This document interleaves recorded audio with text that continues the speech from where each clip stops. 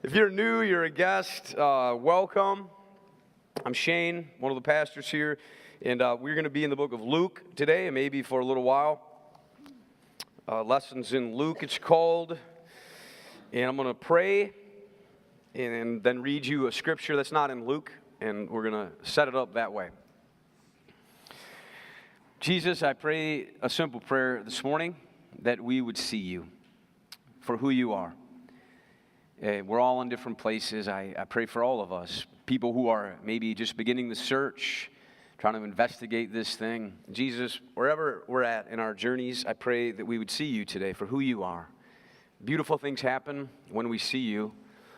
Lives get changed, hearts are transformed, people get hope, people get healing. So Jesus, let us see you today, and even more than that, let us experience your touch in our lives, in our areas of need, for your glory, and just because you so love people. Amen. Okay, Hebrews 13:8 is the scripture I want to read to you before we dive into Luke. Here's what the author of Hebrews says. Jesus Christ is the same yesterday, today, and forever. Jesus Christ is the same yesterday, today, and forever. So, you don't have to answer this the way you think I want you to. I want to ask you a question. How many of you in this room right now would say, I believe that?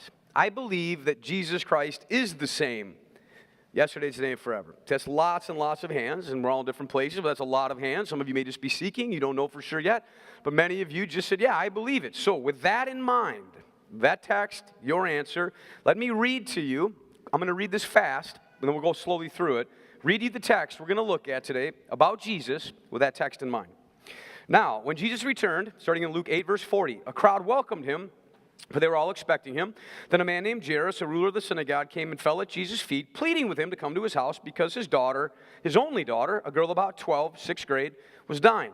As Jesus was on his way, the crowds almost crushed him, and a woman who was there, who had been subject to bleeding for 12 years, but no one could heal her, she came up behind him and touched the edge of his cloak, and immediately her bleeding stopped. Who touched me? Jesus asked. When they all denied it, Peter said, the master of filling silence, Peter, the people are crowding against you and pressing against you.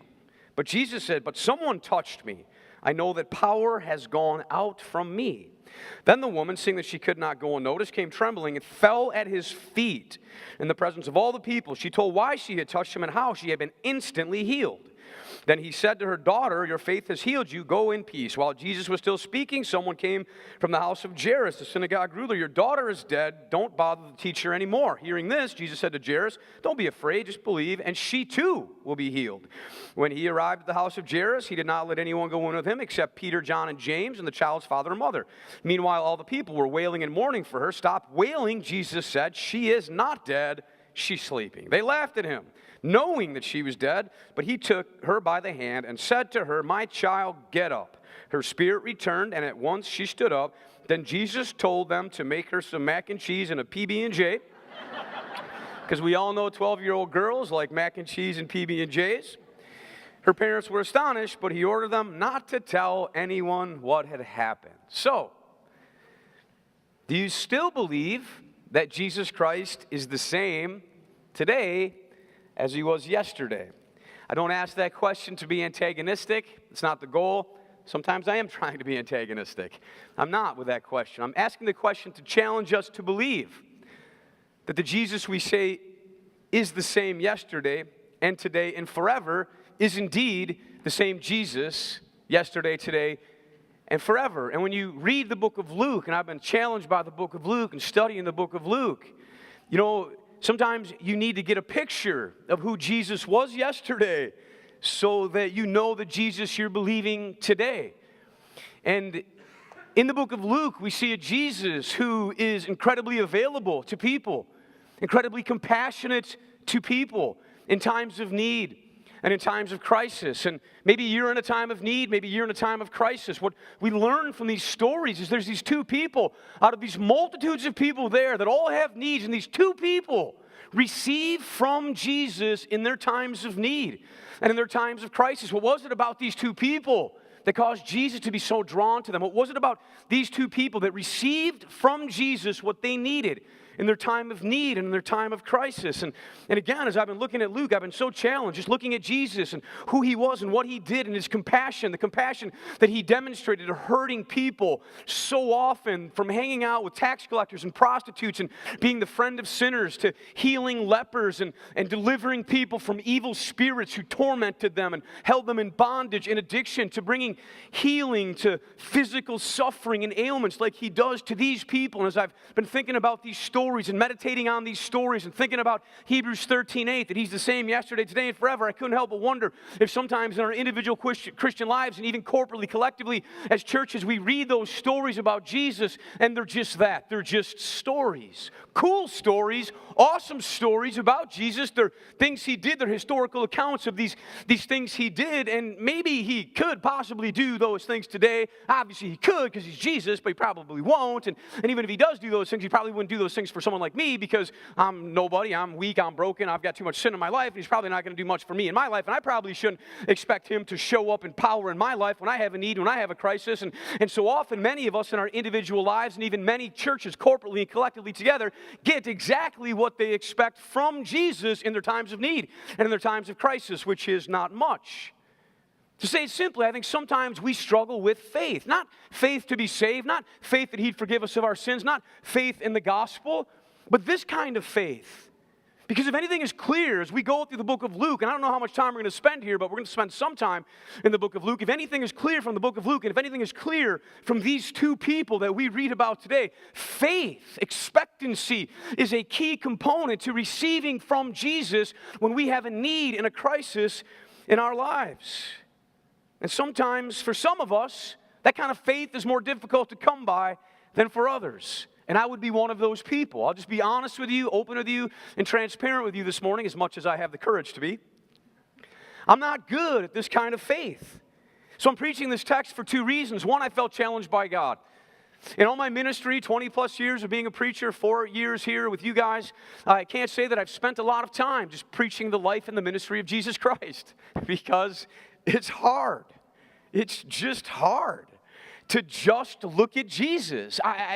It's something I've tended to avoid. I mean, I use stories of Jesus when I'm preaching Paul to illustrate points Paul made, but to just preach on what Jesus said and what Jesus did, that is difficult territory. I mean, how are you supposed to preach on what Jesus said? What are you going to say about what Jesus said? Like, you're going to be that guy? Well, here's what Jesus said. Let me tell you what he meant. Jesus, I'm just going to help you out here, It's terrifying. Jesus said what he said. Read it, And then you try to preach what Jesus did. And what he did was crazy stuff. He did crazy stuff. 50% of his ministry on the earth, the Jesus we say that is the same yesterday, today, and forever, 50% of his ministry on the earth was teaching. 50% of his ministry on the earth, over 50%, was healing sick people and casting demons out of people.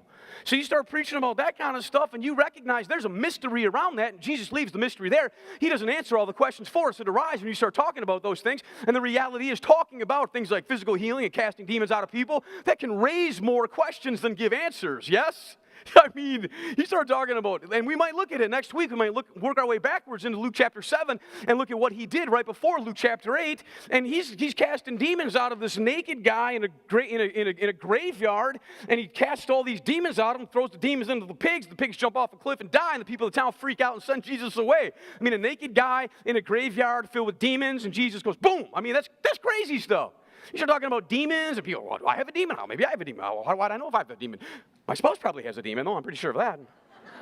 How do we get that demon out of my spouse? You know what? There's mystery. I don't have all the answers. Jesus doesn't give all the answers. He just casts demons out of people, set people free of addictions and bondages and strongholds, broke chains. And then he heals sick people. And you start talking about healing sick people. And clearly faith is a key component to those things. And you go, well, why didn't I get healed? And why am I sick? Or why did my loved one pass away? Did I have enough faith? And people can start feeling guilty. And maybe I just didn't have enough faith. And all of these things can cause so many questions for so many of us. For all of those reasons and more, I have tended to avoid just preaching Jesus. Jesus.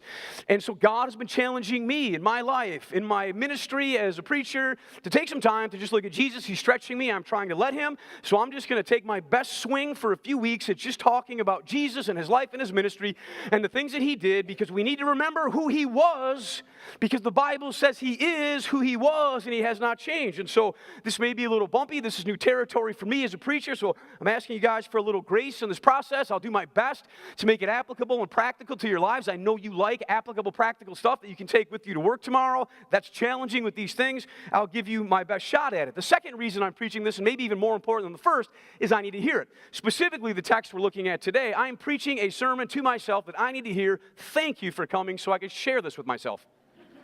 And I'm not just saying that. I'm not. You know, it's interesting when you're a preacher, if you're an honest preacher, you discover that sometimes your own weakness and your own brokenness and your own areas of lack and struggle, which I have and every preacher does, because we're just people in process, damaged goods, just like everyone else, and God's working in us.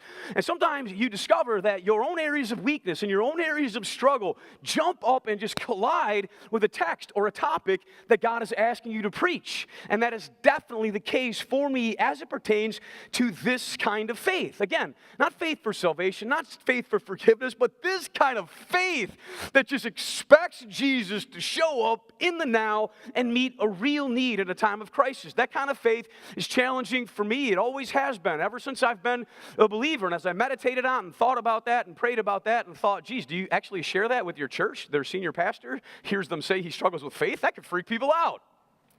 But as I thought about it and prayed about it, I wanted you to share it with you. One, because it's true, but two, because I felt like maybe I'm not alone in that. Like maybe I'm not the only one that struggles with this kind of faith. See, there's reasons that some of us struggle with this kind of faith more than other people. And if I have more courage than I'm having right now, I'll share with you some of my personal reasons for the struggles I've had with this kind of faith over the years. But for now, let's dive into the drama. And this is a drama. I mean, the Bible is many things, but boring it is not. This is better than the stuff you get in Hollywood. And Hollywood, by the way, bugs me. I went and saw the movie about the flood last week, and in the near future, I will preach a sermon on the flood to set the record straight. They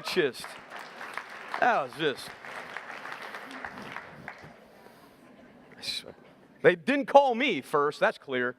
They didn't get my opinion. Let's just chuck this aside and just make up a story about a mean God.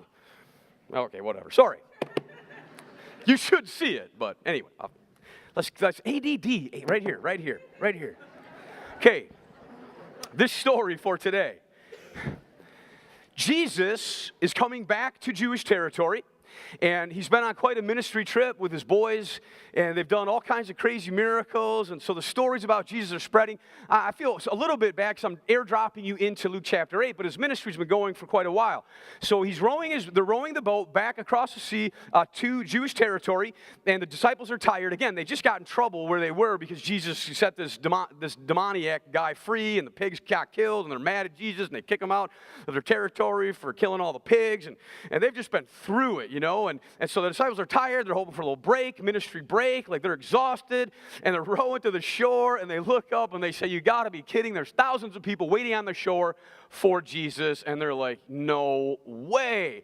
But the deal is, the stories about Jesus have spread everywhere by now. I mean, this guy is this Messiah guy. He says he's the Messiah, and he's definitely a prophet, teacher, healer guy, because he's doing all these miracles, and these stories are spreading.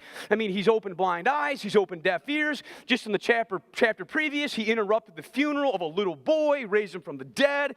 They've heard the stories about this man who has power over demons and power over storms, and he can open blind eyes, and he can make dead limbs dance. And when a guy like that is coming to your town, you're pretty excited. So they're there waiting, and most of them just curious, just wondering, just kind of this big crowd, thinking maybe he'll do something cool here that we get to see. And so there's that fleshly desire to just see a miracle, and there's a lot of that going on, and they're very curious. But in the midst of all those curious people, there's a lot of people, probably hundreds if not thousands, that have real needs and real sickness and real disease, because Jesus has probably already been here before and healed people before and cast demons out of people before. So there's a lot of people there with sick loved ones, and people probably that are lame and can't walk and blind and can't see and deaf and can't hear, and they're all there too with real needs, hoping maybe Jesus will do something for them, and maybe they'll receive a miracle. Maybe they'll have a story to tell like all these other people have that. So nonetheless, there is a crowd on the shore.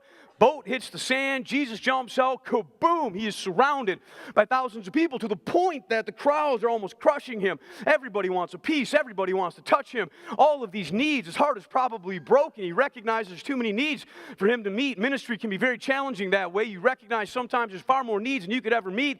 And in the middle of all of this chaos, this one guy, Jairus, breaks through the crowd in verse 41, and he falls at Jesus' feet, and he just cries out to Jesus, come to his house and help him, because his only daughter, 12 years old, is sick and dying, and for some reason, Jesus decides to go with Jairus. Of all the people there that have needs, Jairus gets his attention.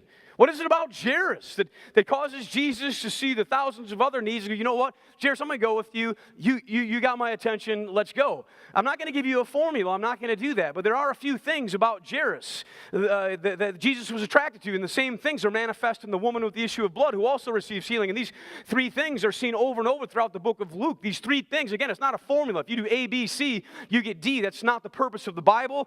But you do see these three things manifest in the people over and over that Jesus is drawn to. And Jairus has three things. He has incredible humility, he has incredible desperation, and he has incredible faith. I mean, the humility of Jairus is staggering. He is a synagogue ruler. That's Pastor Jairus. Like, everybody in the whole town knows Jairus. All the religious life of the community flows through Jairus.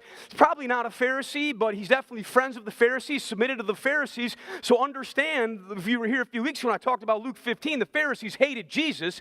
He was the bad guy. He was the enemy. They thought he was leading people astray. I mean, they're trying to concoct ways to kill Jesus. They absolutely abhor Jesus. And we have Jairus, who's one of their guys in their crowd. Jesus is on the other side. Jesus is on the other team. And everybody in the whole town knows Jairus. And this could cost him everything. I mean, this is going to cost him his reputation. This could cost him his ministry post. He could be excommunicated. And the crowd had to be absolutely shocked when, I mean, they know Jairus and they know his daughter because everybody knows the pastor and the pastor's kids. That's awesome. So they know the story, but they've got to be just flipping out that Jairus is there. The crowd is probably hushed, silence, tension, murmuring. What's Jairus? It's Jairus. Oh my gosh, she's going to get in trouble. The Pharisees hate you. What's Jairus doing there? See, the thing about Jairus, though, and the reason he was willing to throw it all to the wind and had such radical humility is because this was a desperate man. His humility was linked to desperation, and desperation has a way of drawing you to Jesus, doesn't it? Desperation has a way of motivating you to not care so much what your friends think, what people think, what the crowds think, even what the religious leaders think. Suddenly, when you have a need, you are motivated to go to Jesus. And you know what? Jesus is okay with that. Jesus is okay with it being a need in your life that draws you to him. So if you're here today and you're just seeking and you're just searching, and it's because you've tried everything else in this world. You've tried Oprah, and you've tried Dr. Phil, and you've tried psychology, and you've tried New Age, and you've tried social whatever, and it hasn't rung the bell for you and filled the hole in your heart, and your desperation is drawing you to Jesus today. He is okay with that, and he will meet you in your desperation. Jairus was desperate. He's desperate. See, his daughter's dying. His only daughter, probably his only child, but for sure his only daughter. She's dying. She's on her deathbed. She's only got hours left, maybe minutes. Jairus is a man of means. Jairus is a big deal. He knows the best doctors. He's had the best of the best. He has resources. He's tried everything. But his daughter, his only daughter, is 12 years old, and she's dying. And he loves his little girl. And she hasn't even had a chance yet to be a woman. She hasn't had a chance for her first kiss, her first dance, her first prom, her first homecoming. She hasn't had a chance for any of it. I am a dad. I have one daughter. I understand what Jairus is feeling, and many of you men in this room understand what he's feeling. And when your little girl's dying, and you've tried everything, and you heard about a man who has power over storms, and you've heard about a man who just interrupted the funeral of a little boy and raised him from the dead, and you've heard about a man who can open blind eyes and open deaf ears and make dead limbs dance, you go, you go, you go. And Jairus went. And Jesus was drawn to this man's humility and this man's desperation and this man's faith. Like, for whatever reason, he believes it. You find faith in the strangest places in the book of Luke. And in the places you think you'd find faith, oftentimes you don't find faith. I mean, his own guys, his own disciples in chapter 7 are in a boat with him. A storm comes, they think they're going to die, and they're just whining and crying with no faith. And Jesus rebukes his own guys. Where is your faith? They have none, and they're with him. Jairus is like the enemy. He should have no faith, but for some reason, he has amazing faith. And in Mark's version of the story, in verse 26, Jairus says to Jesus, just come to my house, lay your hands on my sick little girl who's dying, and she will be healed and live. He believes it. He expects it. If I can just get this man to my house, my daughter's too sick to bring her to him. I'm going to bring him to her. And if I can get him there in time and he just puts his hands on her, she will live. He is convinced. He expects it. That is faith. And Jesus is drawn to it, and Jesus is like, wow, look at this guy. Look at this guy. Yeah, Jairus, my man, I'm in. Let's go. Off they go to Jairus' house, and I bet you for the first time in many months, Jairus has a little spring in his step. For the first time in many months, Jairus has some hope. He's got this man. This one who can raise the dead with him. He's probably pulling him by his hand. There's crowds everywhere. Jairus is probably looking at all these guys. I know you guys all have needs. I get it. But hey, listen, my little girl's dying. Time is of the essence. This is urgent. I just left her. She's struggling for every breath. I got to get this guy to her. I got to get him there now. Make a way for us. We got to go. We've got no time to waste. He'll be back at some point. He can meet your needs too. But for now, you got to get out of the way. I got to get him there. This is urgent. And then Jairus' worst fears come upon him as the drama thickens. And the worst thing that could have happened in Jairus' mind suddenly happens. Jesus gets interrupted by this woman. Just this woman, this out of nowhere. Just at first she appears just to be a face in the crowd amongst all the other faces. But then the lens of Scripture zooms in on her and her story for a reason and forces us to do the same thing. But before we do, a few observations about this woman. One of them is for the medical people in the room. How many people work in the medical profession in any way? Let me see your hand. Just hold them up. I know we have lots of you doctors. Yeah, thank you for your service. Thank you for what you do. I thought you would find this interesting and maybe be able to answer a question for me. Because Luke is a medical doctor. It's important for you to remember that. Luke is a man of physical science. This man, Luke, who's writing these words, he's not some weird, flaky, charismatic, woo! He's a doctor, highly educated medical doctor, a man of the physical sciences. And it's important to remember that. And Luke also wrote the book of Acts. Important to remember that when you're reading the book of Acts, okay? So this is Luke's professional diagnosis. He says there's a woman who had been subject to bleeding for 12 years, but no one could help her. That's his medical diagnosis. It's interesting because in Mark's version of the story, and this is what I was wanting to get some help from the medical people here, in Mark's version of the story, I think it's in verse 26, the way he says it is there was a woman who had been subject to bleeding for 12 years, and she had suffered under the care of many doctors. Yet she only grew worse. And I was just wondering, why did Dr. Luke leave that part out? Like, what? I'm not going to say that part. I should say that part. And Mark's like, I'll say it. She suffered at your hands, Luke, and she only grew. I love it when the humanity of the authors comes through. Boys will be boys. Mark is not letting Luke off the hook. Awesome. And the first thing that strikes me about this story, though, and about this woman is the when of it. Because when did it happen? When did she get Jesus' attention? When he was on his way to Jairus' house. Jairus had him. Jairus has his attention, and every minute matters. And suddenly, along the way, Jairus is like, I got him. We're going to go do this miracle. My daughter's going to live. And while he's on his way to meet Jairus' need, while he's on his way to give Jairus what he desires, he gets interrupted by this woman. And I wonder what Jairus is thinking in that moment. I know what I'd be thinking. I'm a dad. If it was my little girl, and there's a woman that comes up, and she's been sick for 12 years, I'd be saying, Jesus, come on, man. This lady's been sick for 12 years. I bet she'll be sick for like another 30 minutes. Let's go. Let's come back for her. Come on. You know he's thinking it. You'd be thinking it. I'd be thinking. He's probably saying it. And Jesus just suddenly looks like he's interrupted, and Jairus is saying, Jesus, this is serious. You can't waste Jesus, I need you. I need you now. Jesus, you need to come now. You need to respond now. Jesus, I need you now. But it looks like Jesus has got a little ADD. A little bit like me. Oh, there's something over here. Have you ever felt like Jesus was a little ADD as it pertained to a need or a crisis, some pain in your life? I bet you have. I bet some of you are in that position right now. Crisis, need, pain. And you even thought you had his attention. Like you prayed and you cried out and you thought he heard you and there was some stuff starting to happen there. And you were excited like Jairus, and then suddenly, Lord, where'd you go? Lord, my marriage, Lord, this thing in my body, Lord, my finance, Lord, where'd you go? Like, why are you suddenly not, and we can be tempted in those moments to give up and lose heart. And there's something that Jairus learned that we all need to learn about faith. See, sometimes believing isn't enough. As hard as it is, sometimes you got to keep believing. And Jairus learned this lesson, and I felt like someone here today needed to hear that.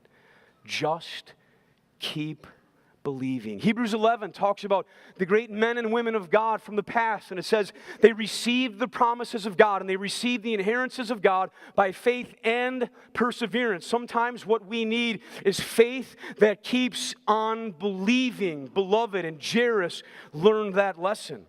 Another thing that strikes me about this woman is just that she's just called a woman, just some woman, just no one, inconsequential, insignificant, just a face in the crowd, just some woman, and very different than Jairus, isn't it? Jairus is a big deal.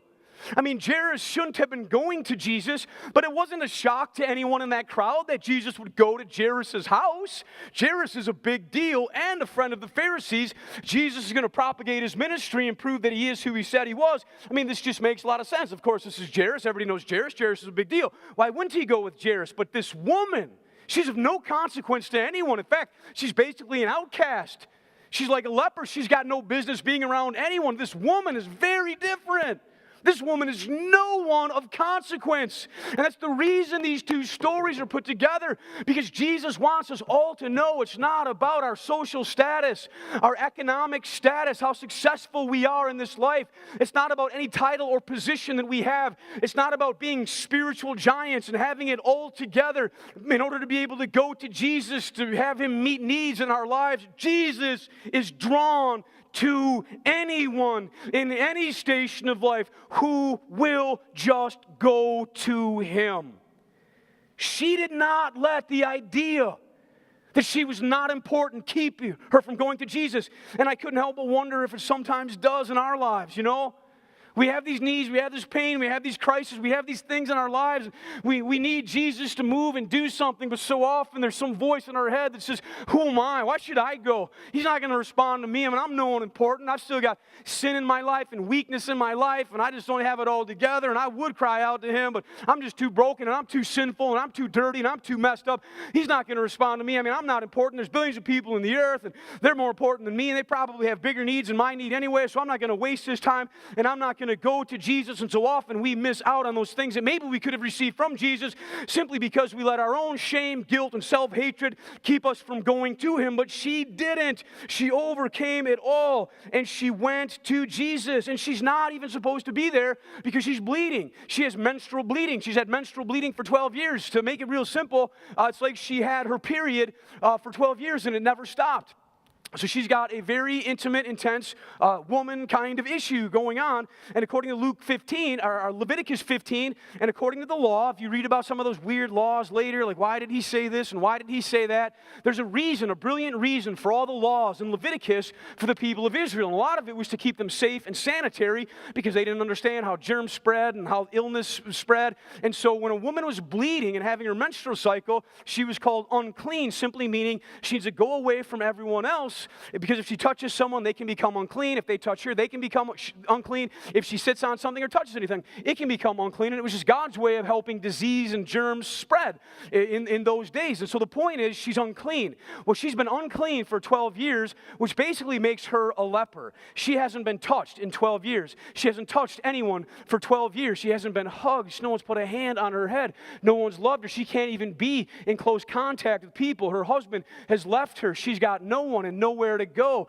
She's not just suffering, beloved. She's got no business being there. She's alone. She's been alone. She's supposed to be alone. The only thing worse than suffering is suffering alone. This is this woman, and she spent everything she's had on doctors. She's got a second mortgage on her house.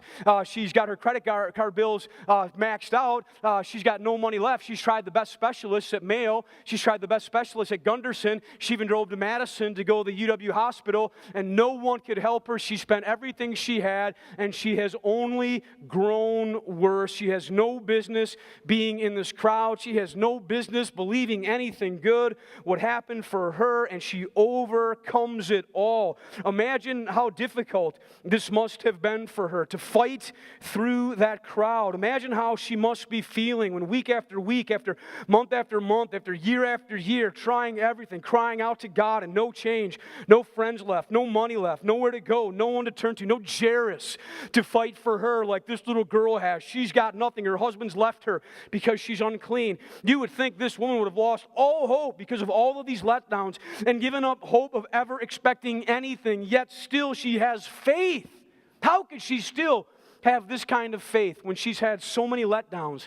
And this is where I think I can share a little bit of my story, because I think for some of us, this is one of the reasons we do sometimes struggle with faith, because we've had so many letdowns in our own lives, just like this woman had, but somehow she overcame all of those things. And it's definitely the case for me, and one of the reasons I've struggled with this kind of faith over the years, because I just grew up in a very dysfunctional home, and this is in no way meant to dishonor my parents. I love them both. They're both passed. I've forgiven them both for the way I grew up. There's no bitterness in my heart. It's just real. I grew up in a home where my father was an alcoholic, a chronic alcoholic my whole life, and my mom had struggles with alcohol and substances, and so, when you grow up in a home like that, promises mean nothing, right? If you grew up like that, you understand it. Broken promise after broken promise after broken promise.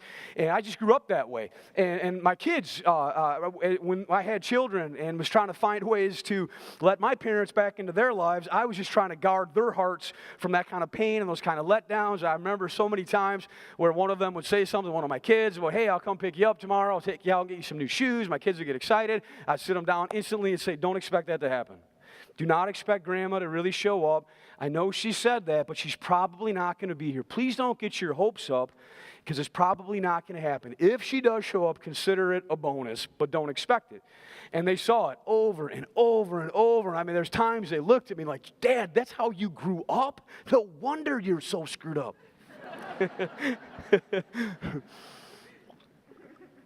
And I remember as a little guy, pretty soon you're starting to put some walls up around your little heart, right? So no more pain can come to you. And I remember the day that I just finally drew the line in the sand. I think I was maybe 10 or 11 years old. I was younger than my youngest son. And these things, just as a dad, wow, I think about this stuff when I look at my children, and I recognize that we as parents are painting a picture for our children of God. Amen?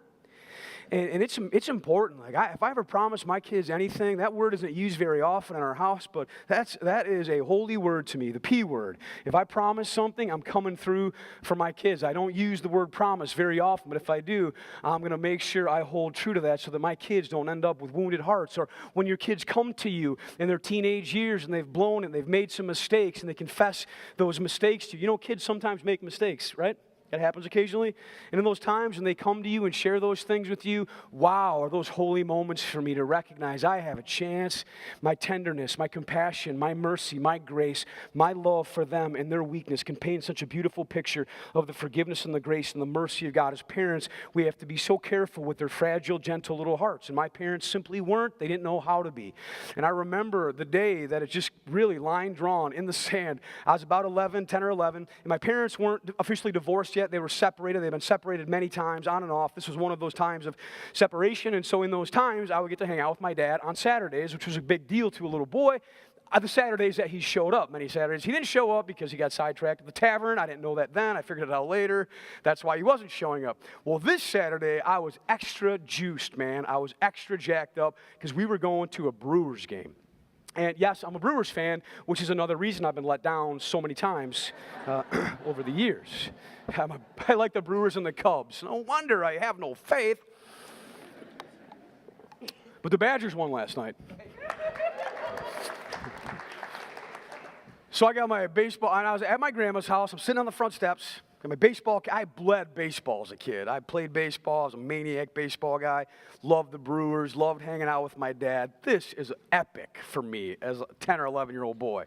Get to go to County Stadium, watch the Brewers, and have my dad just to myself for the whole day, sitting on the steps in my Brewer gear, baseball cap on, mitt, ready to catch a foul ball. I mean, I'm just ready to go. I'm sitting on those stairs, and I'm sitting on those stairs, and I'm sitting on those stairs, and my dad never showed up. And that pain is still there. And God has just been being a tender father and a skilled surgeon to me, just digging into those areas and letting me know. That's one of the reasons I sometimes struggle to reach out to him with expectancy and faith. See, because something in my heart that day just shut down, and I said, that's not going to happen again. I didn't say it that way, but in my 11-year-old way, I told myself, no more of that.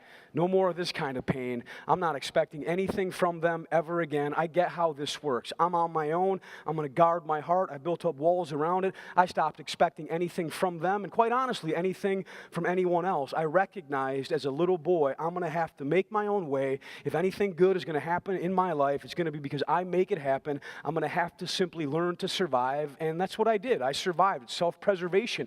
And maybe you've had similar experiences like that growing up, abandoned, rejected, abused. You put those walls up around your heart, and you actually need to because you got to get through. It is self-preservation. But what you find is that can affect your relationship with God later on. And you can get to a place in your Christian experience where maybe you can believe him for forgiveness and salvation, but you have a hard time expecting him to come through for you. So you don't reach out very often to him. You don't ask for much. You don't expect much, because if you don't ask for much and expect much, well, you can't get let down. And if you get let down, you're afraid you're going to be hurt. You don't want to be hurt. So you end up missing out on so much of what God would want to do in your life, because if faith is anything, beloved, it is a risk. And this woman that we see here, she risked it all.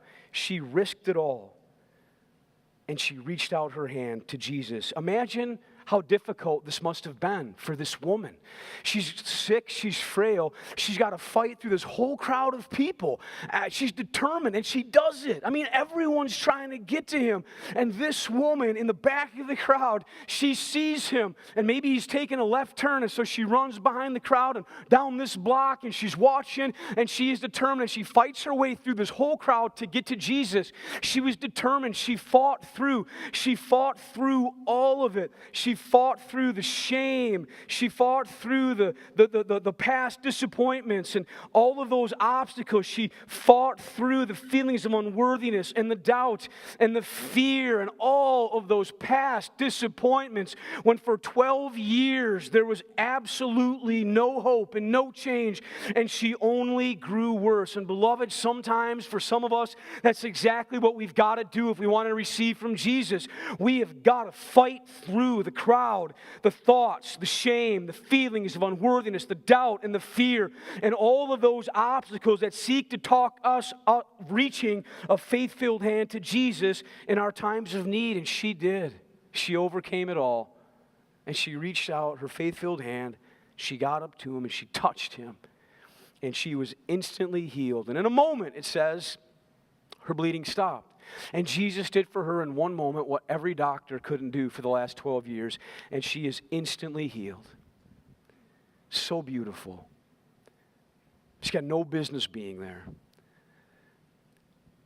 And then Jesus stops. And this woman is terrified.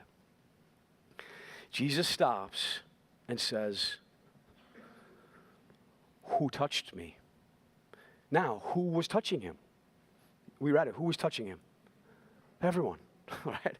Hundreds of people, like everybody, to the point that he's almost being crushed. So now he stops and says, "Who touched me?" And they all lie. Everyone's touching him. Who touched me?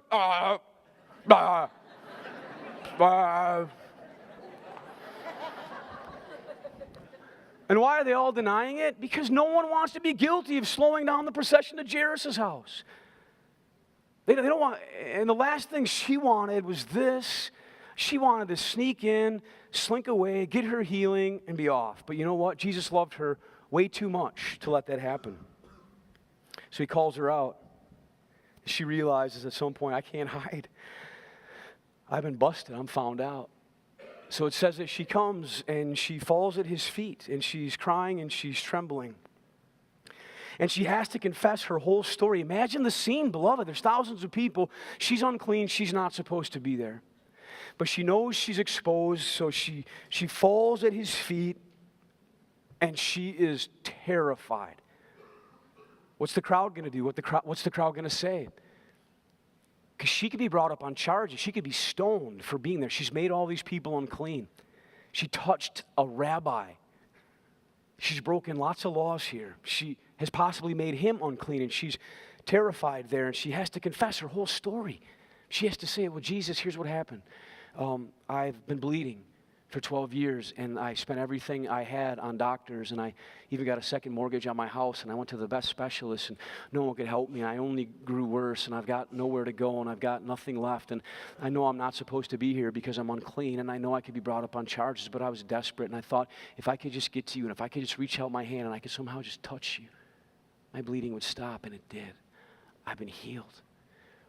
And then tension comes over the crowd, because they heard what she just said. Did she just say she was unclean and she touched all of us and made us unclean? And she touched him and made him unclean? And you know she's terrified, wondering what Jesus is going to say, what he's going to do, what's the verdict that he's going to bring. And the crowd is expecting him to bring a verdict for sure. And maybe she's even thinking that. Is that what happened? Did I make him unclean? Did I make Jesus unclean? Does he think I made him unclean? Is he going to take my healing away? Am I going to be stoned? Like, what's going to happen to me? And you know, the beautiful thing about Jesus is you can't make Jesus unclean. You can't make Jesus unclean. No matter how dirty you are today, how broken you are, how perverted, sick, or disgusting you may think you are, if you will reach out a hand to Jesus, he will make you clean. You can never make him unclean.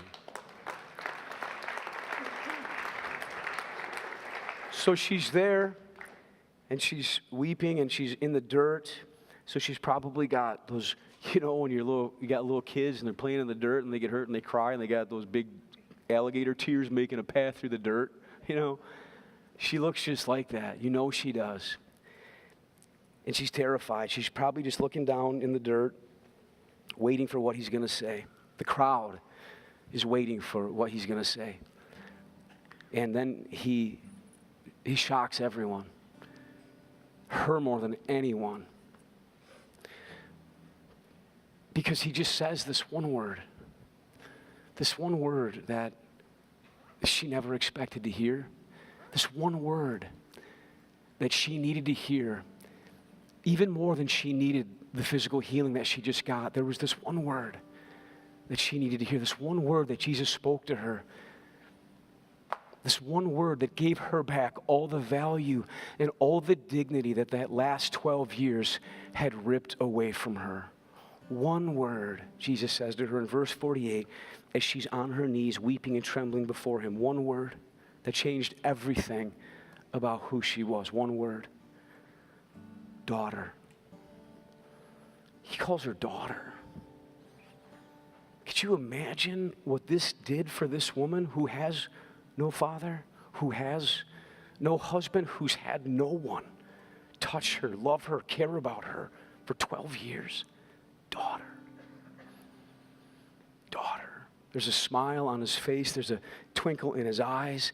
I bet he just walks over and he lifts her chin up. And I bet he's just, with his thumb, just like you have to your little ones at times, he's just kind of wiping those tears away and cleaning that mud off. And he's looking her in the eyes. And he's stroking her head. And she hasn't been touched in 12 years. And he just says to her, you are my daughter. You are my daughter. You're restored in wholeness. You can be amongst the people of God again. You can touch and be touched again. Your value is restored. Your dignity is restored. And he's saying it for her, but he's also saying it for them, for that crowd, because they think she deserves judgment for being there. And what he's saying to all of them, what he's saying to her is, this is my girl. This is my daughter. So some of you may have a problem with her right now. I want you to know if you have a problem with her, you have a problem with me because she's my daughter. You got a problem with her, you come talk to me because she is my daughter. You want to lay a hand on her, you want to do something to her, you'll deal with me because she is my daughter. And I understand this as a father with a daughter. Someone lays a hand on my daughter, someone wants to try to hurt my daughter, whatever little bit I got left in this 43-year-old tank will be unleashed on them in totality. That's what Jesus is saying. This is my girl.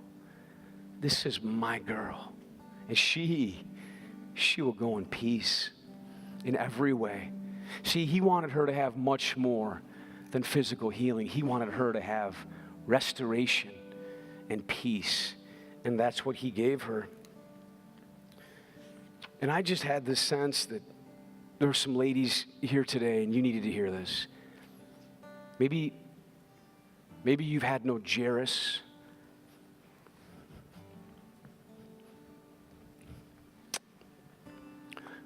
You know, the number of women I've talked to over the years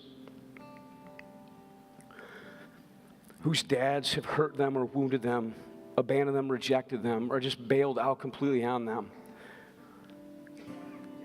And the places of pain it's taken them as they've tried to fill that hole that he left there, giving themselves away so often sexually to many men to fill that pain. And I just had a deep sense that maybe there was a lady here today who just needed to hear this because that's you. You've had no Jairus, and it's led you to give yourself away.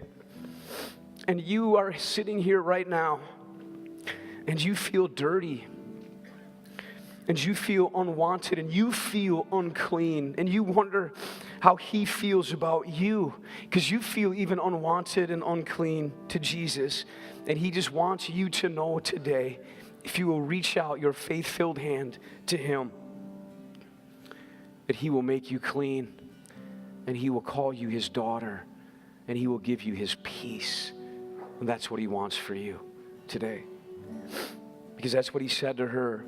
Daughter, your faith has healed you. Your faith has healed you. Now go in peace. That's what it was. I mean, there's thousands of people there, and they're all touching Jesus, but just this one woman touched him in a way that caused power to go out from him to her. And this is the reason that Jesus gives. This is the reason that this one of all these people touching me, there's one person that touched me in a way that caused power to go out from me. Because when they touched him and he said, who touched me? And everybody denied it. Peter looked right at Jesus, and what did he say? He said, Jesus, are you crazy? Jesus, everybody's touching you. I mean, what are you talking about? And Jesus looked at Peter and said, thank you, Captain Obvious. I just don't know what I'd do without you, Peter. And Jesus said to Peter, no, Peter, no. No, I know everybody's touching me, but one person, they touched me in a way that caused power to go out from me into them. Who was that? Who did that? And it was this woman, and it was her faith. It was her faith that caused that power to go out from him to her. Now that faith, that's not a force. That's not some weird mystical thing that you work up in yourself. It's not about the quality of your faith or the quantity of your faith. It's all about the object of your faith. And the object of her faith was this man. And she believed that he was good. And she expected that he would do something good for her. And she reached out her faith-filled, trembling hand, believing that he was good and believing that if she touched him, something good would happen in her life. Beloved, that's faith. And I bet you this, when he said daughter, hey, remember who's still in the story? Who's still in the story? Jairus. We forgot about Jairus. Seems like Jesus forgot about Jairus. All this is going on. Jesus says to this woman, daughter. And when he says daughter, you know all Jairus is thinking about is his daughter. What about my daughter? Jesus, what about, why are you, Jesus, and as Jesus is saying daughter, while he's still speaking, it said, one of Jairus' servants came to him. While Jesus is still speaking, while he's saying daughter, someone comes to Jairus and says, Jairus, your daughter is dead. It's over. It's too late. He waited too long. Now don't bother the teacher anymore. It's time to man up, Jairus. Your wife is at home sobbing. You weren't at the child's deathbed when she passed. Jairus, you got to come home and deal with this now. It's over. Give up your little fantasy of him doing anything for you. It's time to go home, Jairus. Your daughter is dead. You've run out of time. It's too late. It's over. Stop bothering Jesus. I bet you've heard that voice before. Maybe you're hearing it in this season of your life. It's too late. Whatever that situation is that you're going through, it's too late. It's over. There's no hope. Stop bothering Jesus anymore. And on hearing this, it says in verse 50, Jesus, he's talking to this woman, and he's healing this woman in every way. But he hasn't forgotten about Jairus. He's got one eye on Jairus. He's hearing this story. He listens to all of it. And then he speaks to Jairus. Jairus, I heard everything they just said. Jairus, don't be afraid. Just believe, and she too will be healed. See, Jairus has a very different perspective than Jesus. Jesus has a very different perspective than we often do. Jesus hears the whole thing. He knows what Jairus has just told, and he just says, Jairus, don't be afraid. It's not too late. You just saw what I can do. Jairus, you just witnessed my mercy, my compassion. There's nothing too difficult for me. Just keep believing. Jairus, don't lose heart now. Don't give up now, Jairus. Beloved, sometimes the circumstances in our lives can seem to us beyond repair. It can look beyond repair, whether it's physical like it was here, or financial, or your marriage, or your singleness, or your barrenness, or you fill in the blank with your need and your crisis. Sometimes we have these needs and it just seems like there is no way, it's impossible. This story is a reminder to us of the awesomeness of Jesus Christ, the one who is the same yesterday, today, and forever. And sometimes we simply just make our God too small and we quit believing, because we did believe at least for a while, but then that situation got worse. So what's the point? I'm not going to bother the master anymore. And we, like I did as a child, we give up, we shut down, and we build these barriers around our hearts, and we don't expect him to come through for us in that situation, or any situation for that matter, and we simply give up and we say, I will not bother the master anymore. Beloved, remember who your God is. He is the one that Romans 4 tells us calls things that are not as though they were, and gives life to the dead. There has never been and never will be a problem that makes Jesus Christ nervous. He is able. He is able. And he is willing if, and there is an if in the story, isn't there? He is able and he is willing if what? If Jairus will not give into fear and lose his faith. But now the ball is in Jairus' court at this point. Jesus is looking right at him. And I can't imagine hearing what Jairus heard. I can't imagine hearing either of those phrases that Jairus heard. As a father of an only daughter, I can't imagine having someone come to me and say, your daughter is dead. And if you've had that experience in your life as a parent and you had to bury a child, I am very sorry for what you went through. I cannot imagine the pain that you must have experienced in that moment. I can't imagine what Jairus is feeling this moment. His heart is breaking. I mean, she was dying, and he left her dying side to go get Jesus so that she could live, and now she's dead, and he's just heard those words after he watched Jesus heal his daughter. Well, Jairus' daughter's dead, and now he heard those words. I can't imagine hearing those words. I can't imagine what he's feeling in that moment. And then I can't imagine hearing someone look at me and say, don't be afraid. Don't be afraid. My daughter has just died. What do you mean, don't be afraid? Don't be afraid. Just believe. But she's dead. Jesus says, I know. Let's go. Let's do this, Jairus. And Jairus has a choice to make, doesn't he? What's he going to do? This is an educated man. He is a synagogue leader. He has a choice to make. Does he suspend everything he's ever learned about life and logic and reason, everything that he's learned in his whole career? Does he suspend all of that to believe this wild-eyed healing prophet from Nazareth? Or does he just give up and lose hope and go home and deal with it? Jairus. A man who never should have had faith to begin with, and a man who most definitely never should have held on to that faith, chose to believe. He said, all right, Jesus, I don't understand, but I trust you. Let's go. So they go to the house. The mourners are there. They're paid mourners, professional mourners. So they did back then when someone died. So they're wailing and mourning, and they're doing this thing called the death dance. Jesus sees it all going on, that spirit of death in that house, that spirit of hopelessness in that house. And Jesus walks into it, and he looks at them all and says, shut it. Stop it. Stop crying. Stop mourning. The girl, she's not dead. She's just asleep. And they laughed at him. They mocked him because they know that she's dead. But to Jesus, something that looks dead to us, to Jesus, it's just a nap. She's just sleeping. And then he takes Peter, James, and John into the bedroom.